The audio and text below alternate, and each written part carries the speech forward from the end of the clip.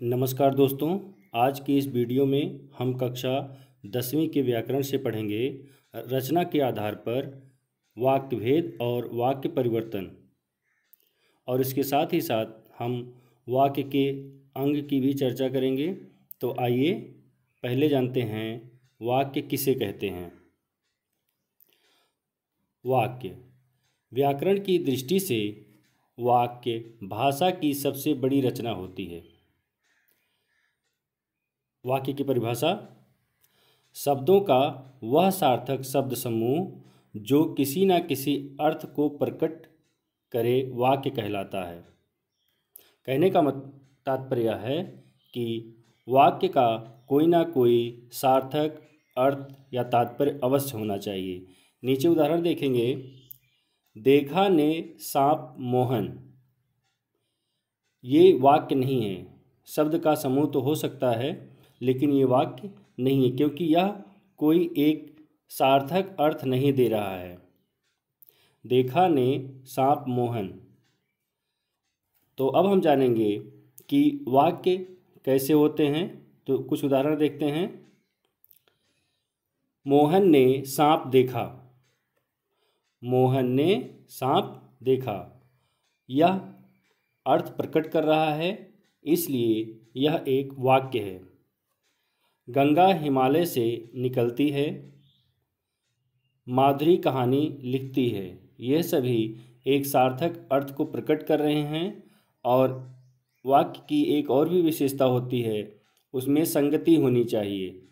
तात्पर्य यह है कि शब्द एक के साथ बंधे होने चाहिए, और ऐसा नहीं है कि एक वाक्य के एक शब्द एक जगह लिखे हों और 4-6 लाइन के बाद दूसरा शब्द लिखा हो, तो वह वाक्य नहीं कहलाता है।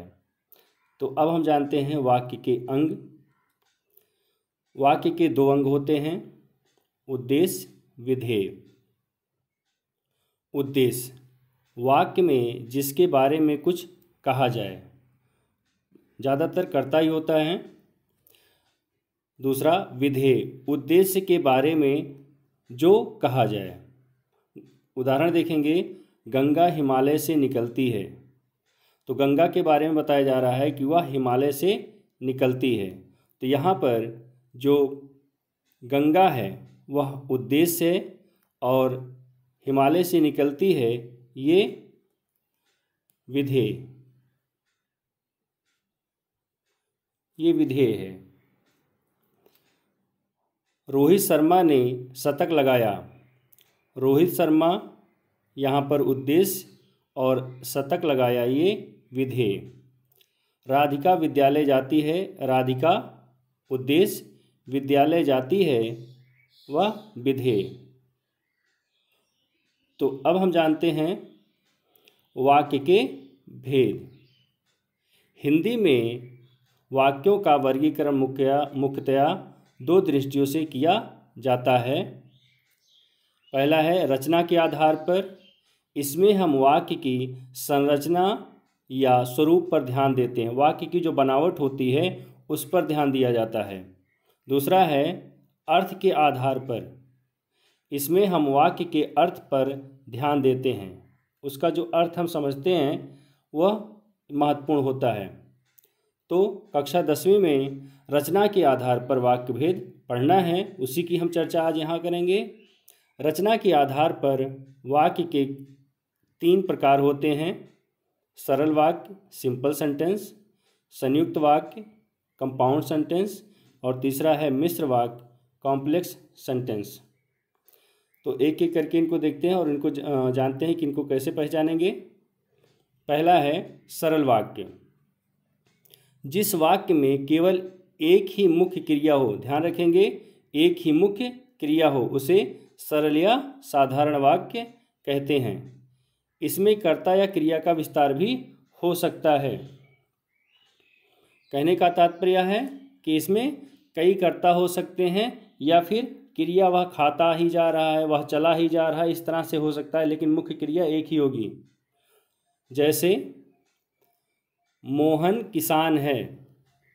यहाँ पर मोहन के बारे में बताया जा रहा है कि वह किसान है, और यहाँ पर डायरेक्ट कोई क्रिया नहीं है क्रिया शब्द, यहाँ पर है को ही हम क्रिया मान लेते हैं, मुख्य क्रिया।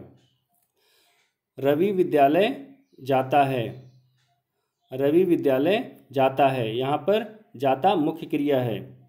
आयुष पुस्तक पढ़ रहा है मुख्य क्रिया। लोग इस पर हंसते होंगे मुख्य क्रिया। और उदाहरण देखते हैं। वह रोटी खाता जा रहा है, ये वाक्य में मुख्य क्रिया है। यहाँ पर खाता ही जा रहा मतलब वह काम अभी हो रहा है। नवाब साहब ने चाकू निकाला ये मुख्य क्रिया है। मोहन नाश्ता करके विद्यालय जाता है, मोहन नाश्ता करके विद्यालय जाता में मुख्य क्रिया जाता है। और नाश्ता करके यहाँ पर भी क्रिया आई हुई है, लेकिन ये पूर्वकालिक क्रिया है।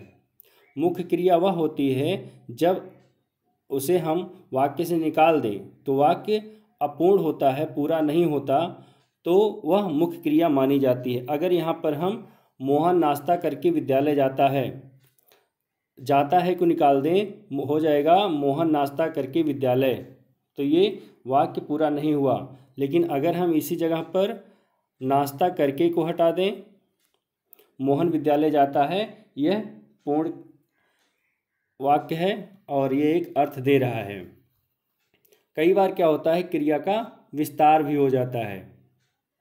जैसे मोहन पढ़ता चला जा रहा था, तो मोहन पढ़ता चला जा रहा था में पढ़ता चला जा रहा था, ये मुख्य क्रिया है। आइए कुछ और उदाहरण देखते हैं। राम ने आम और सेब खाया, तो यहाँ पर खाना मुख्य क्रिया है, तो इसलिए ये सरल वाक्य और कोई क्रिया नहीं आई है। यहाँ पर हम देख रहे हैं और शब्द का प्रयोग हुआ है, लेकिन यहाँ पर और शब्द का प्रयोग संयुक्त वाक्य में भी होता है। लेकिन ध्यान रखेंगे संयुक्त वाक्य में दो वाक्यों को जोड़ता है और यहाँ पर दो शब्दों को जोड़ रहा है, आम और सेब को जोड़ रहा है, इसलिए सरल वाक्य है। तो ऐसा नहीं कि हम और को देखें और तुरंत उसको हम संयुक्त वाक्य मान लें, तो कभी कभी क्या होता है वो गलत हो जाता है। तो ध्यान रखेंगे जब और दो शब्दों को जोड़ रहा हो तब सरल वाक्य होगा, अगर दो वाक्यों को जोड़ रहा है तो वह संयुक्त वाक्य में होता है। राम श्याम और मोहन बाजार गए, यहाँ पर साथ दिखाया जा रहा है और के माध्यम से, तो लेकिन जाना क्रिया गए ये मुख्य क्रिया है, इसलिए सरल वाक्य का उदाहरण है। आइए अब हम दूसरा प्रकार देखते हैं, संयुक्त वाक्य। जिस वाक्य में दो या दो से अधिक सरल या मिश्र वाक्य समानाधिकरण संयोजक शब्दों से जुड़े होते हैं उसे संयुक्त वाक्य कहते हैं। तो अब हम जान लेते हैं समानाधिकरण संयोजक शब्द कौन कौन से होते हैं। तो वे शब्द हैं और, तथा, एवं, लेकिन, किंतु, परंतु, पर, मगर, वरना, बल्कि, अथवा, या, इसलिए, अन्यथा। इस तरह के अगर शब्द दो वाक्यों को जोड़ रहे हैं तो वह संयुक्त वाक्य का उदाहरण होगा। तो आप इन सभी शब्दों को याद कर लें अच्छे से, और अगर ये जो है किसी वाक्य में मिलते हैं आपको तो वह संयुक्त वाक्य का उदाहरण होगा। संयुक्त वाक्य में सरल वाक्य और मिश्र वाक्य दोनों मिले हो सकते हैं। तो और संयुक्त वाक्य में यहाँ पर जो वाक्य होते हैं वो स्वतंत्र अर्थ देते हैं, किसी पर निर्भर नहीं होते हैं। जैसे सुबह हुई और पक्षी बोलने लगे, यहाँ पर और आया हुआ है तो ये संयुक्त वाक्य का उदाहरण है। इसके साथ ही साथ वाक्य देखेंगे, दो वाक्य जुड़ते हैं संयुक्त वाक्य में, तो एक है सुबह हुई, ये अपना एक पूर्ण अर्थ दे रहा है। पक्षी बोलने लगे, ये भी अपना पूर्ण अर्थ दे रहा है। उसने दौड़ लगाई, किंतु आया है तो ये संयुक्त वाक्य का उदाहरण है। कई बार क्या होता है कि जब एक ही व्यक्ति की बात दूसरे सेंटेंस में भी होती है तो उसके नाम या उसके सर्वनाम का प्रयोग दोबारा नहीं किया जाता है, या एक ही क्रिया का प्रयोग अगर दूसरे सेंटेंस में हो रही होती है तो उसे छोड़ दिया जाता है। दूसरा है, उसने दौड़ लगाई किंतु गाड़ी ना मिल सकी। उसने दौड़ लगाई किंतु उसे गाड़ी ना मिल सकी, ये भी हो सकता था, लेकिन क्योंकि उसी के लिए सर्वनाम शब्द का प्रयोग करना है इसलिए उसको छोड़ दिया गया है, गाड़ी ना मिल सकी। और उदाहरण देखते हैं। उसने समझाया था परंतु मैं ना समझ सका। परंतु आप चाय पिएंगे या कॉफ़ी, अभी उसकी चर्चा मैं कर रहा था। आप चाय पिएंगे या कॉफ़ी, यहाँ पर या शब्द आया हुआ है। हमने आपको कहा कि जब एक ही व्यक्ति के लिए अगला सेंटेंस होता है तो उसके नाम या उसके सर्वनाम को छोड़ दिया जाता है या क्रिया को भी छोड़ दिया जाता है। अगर इसी वाक्य को हम इस तरह से कहें, आप चाय पिएंगे या आप कॉफ़ी पिएंगे, तो ये दो वाक्य हो जाएगा। लेकिन क्योंकि आप और पिएंगे सेम जो क्रिया है और या सर्वनाम है वह आगे वाले सेंटेंस में भी आ रही है, इसलिए कई बार उसको छोड़ दिया जाता है। तो यहाँ पर ये संयुक्त वाक्य का उदाहरण है। तुम मेहनत से पढ़ो अन्यथा फेल हो जाओगे। अन्यथा, राज को हिंदी पढ़नी है इसलिए अमित के घर गया है। बारिश होने लगी वरना मैं जीत जाता। वरना और बारिश होने लगी, ये एक वाक्य है, पूर्ण अर्थ दे रहा है। मैं जीत जाता, यह भी पूर्ण अर्थ दे रहा है। उसे जूते खरीदने थे इसलिए, ये इसलिए संयोजक शब्द है, वह बाजार गया। राहुल खेल कर आया और सो गया। तो यहाँ पर राहुल खेल कर आया एक सेंटेंस है, दूसरा राहुल सो गया आना चाहिए था क्योंकि कर्ता एक ही है, तो उसको छोड़ दिया गया है। यहाँ पर हम देखेंगे अंतिम उदाहरण में कि मिश्र वाक्य मिले हुए हैं और से, और इसके बाद जो है ये मिश्र वाक्य, दो मिश्र वाक्य मिलकर के संयुक्त वाक्य का उदाहरण बन रहे हैं। यदि मोहन पढ़ेगा तो सफल होगा।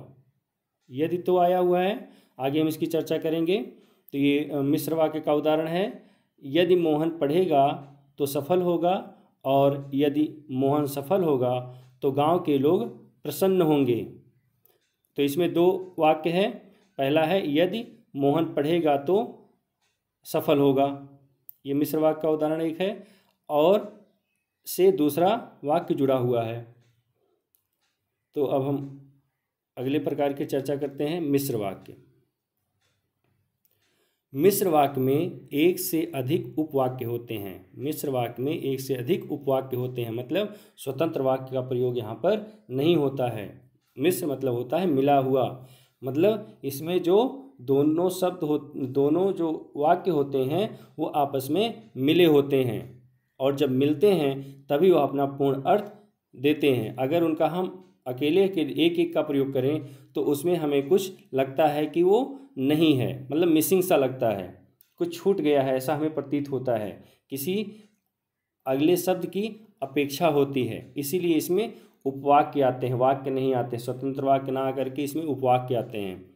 इसमें एक प्रधान उपवाक्य होता है और अन्य उपवाक्य प्रधान उपवाक्य पर आश्रित होते हैं, उस पर निर्भर होते हैं। ये उपवाक्य आपस में व्याधिकरण योजक शब्द जैसे कि जो, जैसा, जितना, जहाँ वहाँ, जिधर, जैसा वैसा, ताकि, इसलिए, क्योंकि, यदि तो, यद्यप, तथा आदि से जुड़े होते हैं। उदाहरण देखेंगे। अध्यापक ने बताया कि कल छुट्टी है, कि से जुड़ा हुआ है। अब हम देखते हैं वाक्य पर थोड़ा ध्यान देते हैं। अध्यापक ने बताया, तो ये अपेक्षा है क्या? कल छुट्टी है, तो किसने बताया? तो ये जो है एक दूसरे पर निर्भर है। जब हम पूरे सेंटेंस को बोलते हैं तब जाकर अर्थ स्पष्ट होता है। यह वही लड़का है जो कल बाजार में मिला था। यहाँ पर जो मिला, यह वही लड़का है, कौन? जो बाजार में मिला था, क्या मिला था? ये अपेक्षा बनी रहती है, ये स्वतंत्र वाक्य वाक्य नहीं, इसलिए इनको उपवाक्य कहते हैं। जैसे ही मैं घर पहुंचा बारिश होने लगी। जैसे ही, यहाँ पर जैसे ही मिला हमें, बारिश होने लगी। और उदाहरण देखते हैं। उस पुस्तक को दीजिए जिसके लेखक प्रेमचंद जी हैं। जो दूसरों की मदद करते हैं उनकी सराहना होती है। जो, जैसे ही प्राचार्य आए सब शांत हो गए। जैसे ही, पिताजी ने कहा कि मैं बाजार जा रहा हूँ।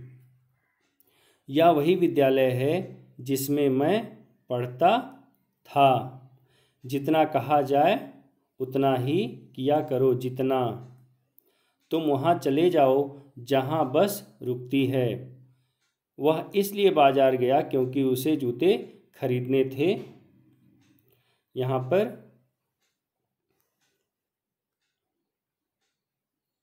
क्योंकि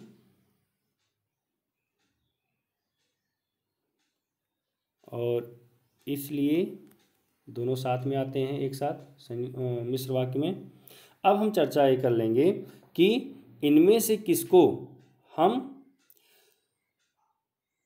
प्रधान उपवाक्य मानेंगे और किसको आश्रित उपवाक्य मानेंगे। क्योंकि परीक्षा में ये भी पूछा जाता है कई बार कि कोई सेंटेंस दिया जाता है और उसमें पूछा जाता है कि कौन सा प्रधान उपवाक्य है या फिर आश्रित उपवाक्य है। हमने जो अभी व्याधिकरण योजक शब्दों की चर्चा की थी, वे शब्द जहाँ मिलेंगे उसके बाद का जो वाक्य होता है वह आश्रित उपवाक्य होता है और उससे पहले का जो वाक्य होता है वह प्रधान उपवाक्य होता है। जैसे इसी उदाहरण में हम देखेंगे, उस पुस्तक को दीजिए जिसके लेखक प्रेमचंद जी हैं।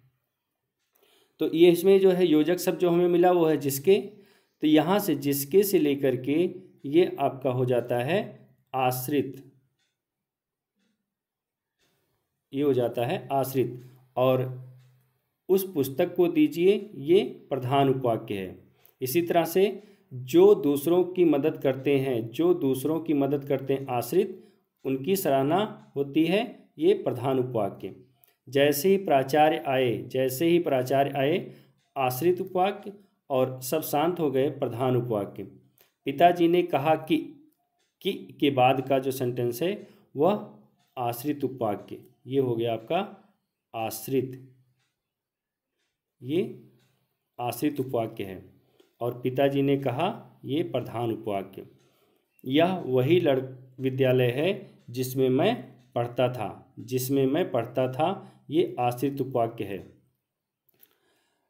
जितना कहा जाए उतना ही किया करो। जितना ही कहा जाए, ये आश्रित है, उतना ही किया करो, ये प्रधान उपवाक्य है। तुम वहाँ चले जाओ जहाँ बस रुकती है। जहाँ बस रुकती है ये आपका आश्रित उपवाक्य है। वह इसलिए बाजार गया क्योंकि उसे जूते खरीदने थे। वह इसलिए बाजार गया, ये आश्रित उपवाक्य है। तो अब आप समझ गए होंगे कि आश्रित उपवाक्य और प्रधान उपवाक्य की पहचान हम कैसे करते हैं। हिंदी में मिश्र वाक्य के जो 3 आश्रित उपवाक्य हैं उसके कुल 3 भेद बताए गए हैं। पहला है संज्ञा उपवाक्य। जो आश्रित उपवाक्य संज्ञा की तरह प्रयोग में आए उन्हें संज्ञा उपवाक्य कहते हैं। संज्ञा आश्रित उपवाक्य से पहले, ध्यान रखेंगे इसको, संज्ञा आश्रित उपवाक्य से पहले कि योजक शब्द का प्रयोग होता है। जैसे ऐसा लगता है कि राम ने कहा कि झूरी ने देखा कि, यहाँ पर होना चाहिए था। कई बार क्या होता है कि को छोड़ दिया जाता है या वो उसका लोप होता है, मतलब छिपा रहता है। तो उसको हम मान लेंगे। यहाँ पर झूरी ने कहा कि उसके दोनों बैल चले देखा उसके दोनों बैल चले आ रहे हैं। माँ ने ऐसी कहानी सुनाई कि। अब इसमें भी हम देख लेते हैं, हमने अभी से बताया था कि प्रधान और आश्रित उपवाक्य। तो ये जो कि शब्द है जहाँ पर भी मिल रहा है उसके आगे का जो वाक्य है वो आपका आश्रित उपवाक्य होता है और उससे पहले का जो वाक्य है वह प्रधान उपवाक्य होता है। तो यहाँ पर आज बारिश होगी, मैं पढ़ूंगा, उसके दोनों बैल चले आ रहे हैं, नमिता रो पड़ी, ये सभी आश्रित उपवाक्य हैं।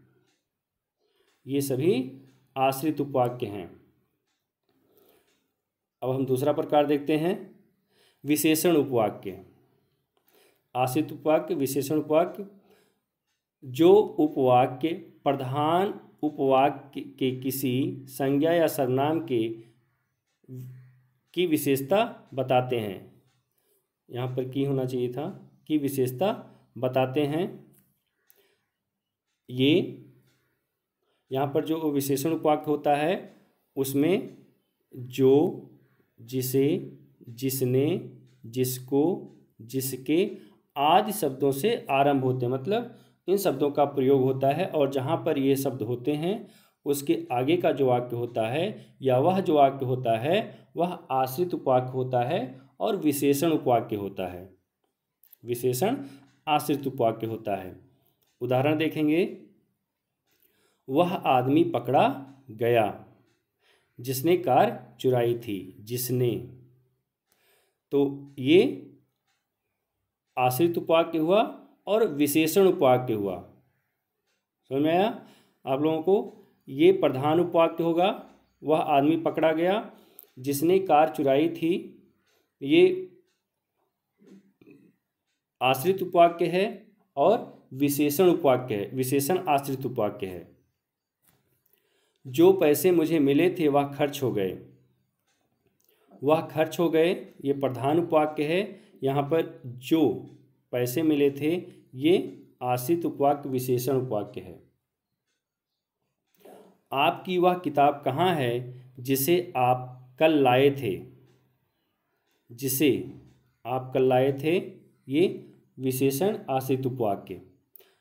जो फसल पक गई थी उसे किसान ने काट लिया, जो फसल, जो फसल कट गई थी, विशेषण आश्रित उपवाक्य और ये प्रधान उपवाक्य।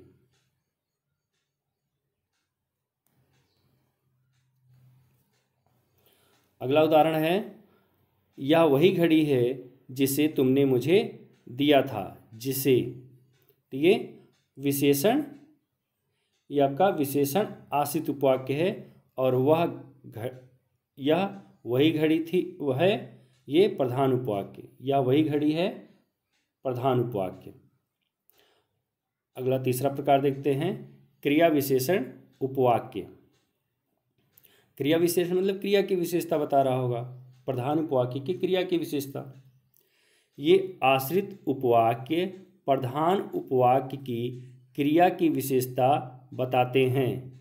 ये जो वाक्य होते हैं, आश्रित वाक्य होते हैं, ये जब, जहाँ, जिधर, ज्यों ही, जैसे ही, यद्यपि, यदि, जितना, जैसी, ताकि आदि शब्दों से आरंभ होते हैं। इनसे समय, स्थान, मात्रा, कारण, अवस्था आदि का बोध होता है। उदाहरण देखेंगे,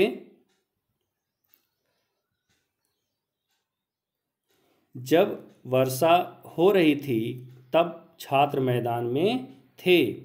यहाँ पर जब वर्षा हो रही थी, ये काल के बारे में बता रहा है, समय के बारे में चर्चा हो रही है।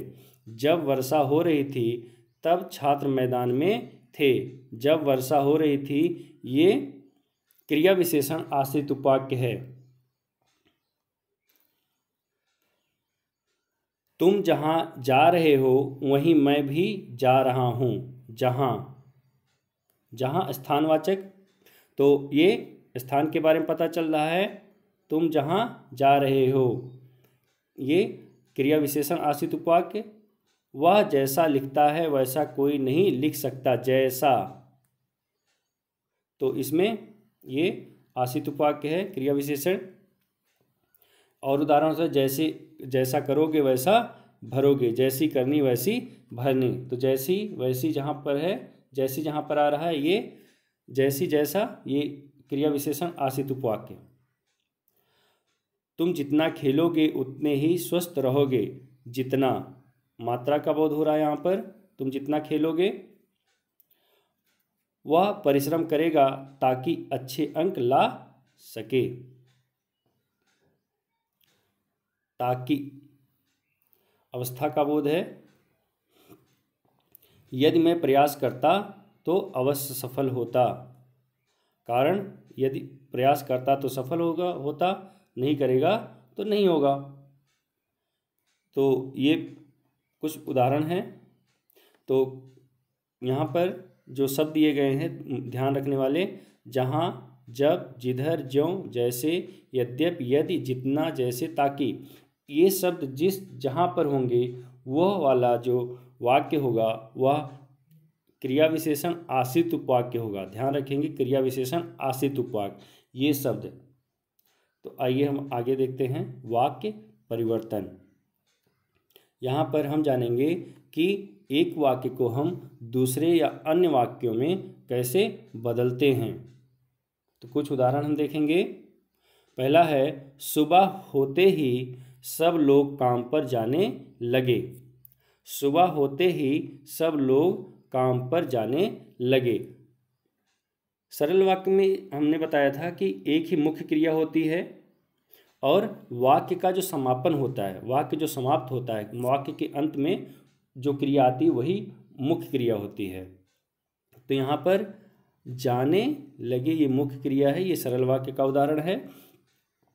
इसे हम बदलेंगे संयुक्त वाक्य में। सुबह हुई और सब लोग काम पर जाने लगे। और का प्रयोग है, दो वाक्य हैं यहाँ पर। सुबह हुई, सब लोग काम पर जाने लगे, ये दूसरा वाक्य। दोनों को जोड़ने के लिए जो कंजक्शन वर्ड है, वह संयोजक शब्द है, वह और है, इसका प्रयोग किया गया है। तो ये संयुक्त वाक्य का उदाहरण है। ज्यों ही सुबह हुई, ज्यों ही, ये सरल मिश्र वाक्य है। ज्यों ही सुबह हुई सब लोग काम पर जाने लगे। अगला उदाहरण देखते हैं। हिरन एक ऐसा वन्य पशु है जो कुलाचे भरता है। जो आया है तो मिश्र वाक्य। हिरन एक वन्य पशु है और वह कुलाचे भरता है, और आया तो संयुक्त वाक्य। हिरन एक कुलाचे भरने वाला वन्य पशु है। ये सरल वाक्य का उदाहरण है। अगला उदाहरण देखते हैं। उसे दवा लेनी थी इसलिए वह अस्पताल गया। इसलिए संयुक्त वाक्य। क्योंकि उसे दवा लेनी थी इसलिए वह अस्पताल गया। क्योंकि और इसलिए ये दोनों साथ में आ रहे हैं, इसलिए मिश्र वाक्य। दवा लेने के लिए वह अस्पताल गया, जाना क्रिया है, ये सरल वाक्य। अगला उदाहरण देखते हैं। खिलौना पाते ही बच्चा चुप हो गया। चुप हो गया, ये मुख्य क्रिया है, ये सरल वाक्य का उदाहरण है क्योंकि एक ही मुख्य क्रिया है। जैसे ही बच्चे को खिलौना मिला वह चुप हो गया। जैसे ही, जैसे ही तो मिश्र वाक्य। बच्चे को खिलौना मिला और वह चुप हो गया, संयुक्त वाक्य। अगला उदाहरण देखते हैं। मुख्य अतिथि आए और कार्यक्रम शुरू हो गया, और संयुक्त वाक्य। जैसे ही मुख्य अतिथि आए कार्यक्रम शुरू हो गया, मिश्र वाक्य। मुख्य अतिथि के आते ही कार्यक्रम शुरू हो गया। तो ये प्रधान उपवाक्य है और आते ही ये पूर्वकालिक क्रिया है, यह महत्वपूर्ण नहीं है। अगला उदाहरण देखेंगे। नानी ने ऐसी कहानी सुनाई कि नमिता रो पड़ी। कि अभी हमने चर्चा किया था मिश्र वाक्य में, इसको आप कमेंट बॉक्स में बताएंगे कि ये मिश्र वाक्य के आश्रित उपवाक्य में से किसका भेद है। की का प्रयोग किस आश्रित उपवाक्य में आता है। जो 3 बताए गए उसमें से किस में की का प्रयोग आता है, इसको आप कमेंट बॉक्स में सभी लोग बताएंगे। नानी ने कहानी सुनाई और संयुक्त वाक्य, 2 वाक्य नमिता रो पड़ी और नानी ने कहानी सुनाई, दोनों स्वतंत्र वाक्य हैं इसलिए और से जुड़े हुए हैं इसलिए संयुक्त वाक्य है। नानी से कहानी सुनते ही नमिता रो पड़ी, नानी से कहानी सुनते ही नमिता रो पड़ी। रो पड़ी ये मुख्य क्रिया है और एक ही वाक्य है तो ये सरल वाक्य का उदाहरण है। तो इस तरह से हम वाक्य और उस आश्रित उपवाक्य और वाक्य परिवर्तन को हम जान सकते हैं। उम्मीद करता हूँ कि मेरा यह वीडियो आप सभी लोगों को पसंद आया होगा और विशेष रूप से 10वीं और सामान्य हिंदी की परीक्षा की तैयारी करने वाले जो छात्र उनके लिए। अगर मेरा यह वीडियो आप सभी लोगों को पसंद आया तो इसे लाइक करें, शेयर करें और मेरे इस चैनल को सब्सक्राइब करें। धन्यवाद।